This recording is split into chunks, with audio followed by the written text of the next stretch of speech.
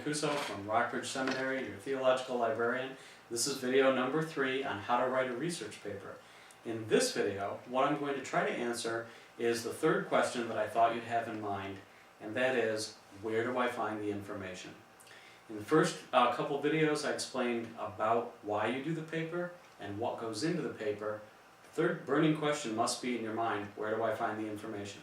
Well, I recommend, obviously, that you go to the Rockbridge Library and read the various documents that I've built into the library that give you a tour of it. For instance, you can click on things like first-time visit to the library or various other things that you'll see there in the course home. Those are things that I've put there to explain the contents of the library. I'll give you a quick rundown right now also of what's in there. Probably the thing that you will use most of all, I'll talk about first, is the journal article database that's in there. We have journal articles that are in various different journals, theological journals and so forth. They're all compiled into databases that are all available through EBSCOhost. So you'll see in there how to click on that. You can do the quick link right to it there under Conduct Research and go into EBSCOhost and start searching for journal articles. Really, a lot of it is very self-explanatory. The screens that are there have help built into them, and they try to make it as easy as possible for even the most naive user how to find these journal articles. Nonetheless, sometimes you're not sure, given your topic, what it is that you want to type in there in order to find journal articles on a particular topic. So another thing that I've built into the library are researching tips sheets. And as you go through those, you'll find those a little bit further down in the library. They'll explain to you what search terms you should use for searching various things like missions, church history, discipleship, fellowship, and so forth, so that you're getting exactly the articles that you want. Usually one of two extremes happens when you're searching unsuccessfully. That is that you either get no hits for what you've typed in, or that you're getting too many. You may be wading through 10,000 hits for what you searched for. Either of those things can be a frustrating experience. One of the best things I can recommend to you is to email me. I check my email for Rockbridge quite frequently and be glad to answer your questions by email. If you can't reach me by email, you can also reach me through calling my phone. You can email me first. If you want to just talk over the phone, we can do that. I've stepped many of our students through doing searches for journal articles that way, where we're both online on the same page and we can talk about what the search results are. Remember, the library also gives you access to other things, websites, to ebooks. We do have quite a few electronic books linked into there. There are reference books in there, such as a thesaurus, Bible commentaries, concordances. The Blue Letter Bible, for instance, is something that has links built into it. It has the entire text of the Bible in there in all of the popular, well-known versions and even some non-English versions. And also in there are commentaries. You can even link to hymns that are based on a particular verse. So really, the resources in the library are probably quite sufficient for just about any paper that you would have.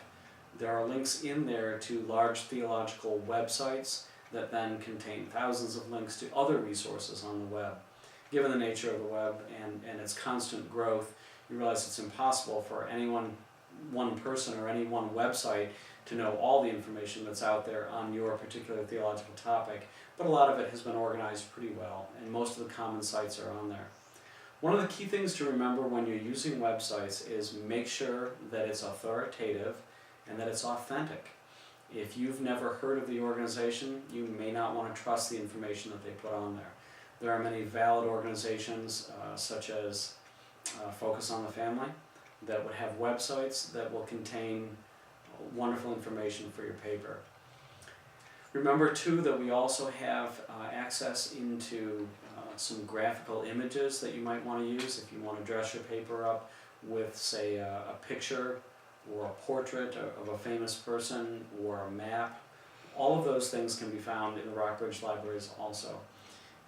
As I said, there's a whole page listing maps of the Holy Lands, maps of the travels of the Apostle Paul during the first century, Judaism and Jews, all sorts of things like that are there if you just want to use a map for your own benefit or for putting into your paper. Remember that interviews with experts are also valid things to do. So for instance, if you're doing your paper on missions and you realize that there's a chief officer of some missions organization that you can reach either in person or on phone, you can interview that person and put that in your paper. There are ways of citing that when you're doing the footnotes and ways of doing that in the bibliography. So as you find all of this information, it's important that you record all the information about each one of the sources so that you can create a footnote and so that you can create the bibliography that goes at the end of your paper. In the last video I talked about all the contents of the paper, didn't talk about the bibliography because that's related to the sources that I'm talking about right now. So for instance, if your paper contains articles from journals, it may contain books, it may contain an interview, and some websites.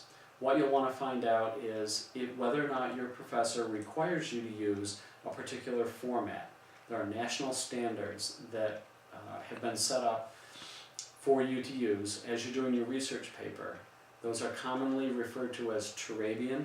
That's the one that was designed by Kate L. Turabian, and it's been kept going forward ever since she passed away. There's also the Modern Language Association, MLA format, and the American Psychological Association, the APA format. It doesn't matter, I think, in most of the Rockbridge papers which one you use, but you need to be consistent. You need to learn that format and style and use it all the way through your paper. So whether you're using parenthetical notes that are embedded in the text, footnotes that are at the bottom of the page, those are decisions that you and your professor need to make up front, ahead of time. And then as you're finding your sources in the Rockbridge Library, record all of the information. The author's name, the title of the article, the title of the journal, the volume, the number, the date the journal article was published, and so forth. You will find in the Rockbridge Library, I have put links for you to websites such as the online Writing Lab, the OWL site at Purdue, or the Diana Hacker. Hacker is her last name. She's not somebody who gets into websites. The Diana Hacker website that will help you figure out exactly how to do your footnotes and your bibliography.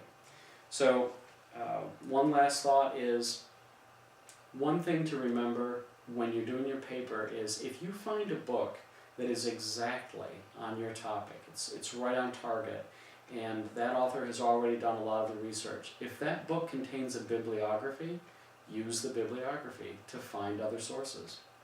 You could do that with a thesis, with a dissertation, sometimes with a scholarly journal article. In other words, don't reinvent the wheel. If somebody else has already researched that area that you're researching, look in their bibliographies, and that will lead you to other articles and other books that are on your topic. Once again, I'm Jim Mancuso, your Theological Librarian at Rockbridge Seminary. Tune in to the fourth and last video next. Thanks.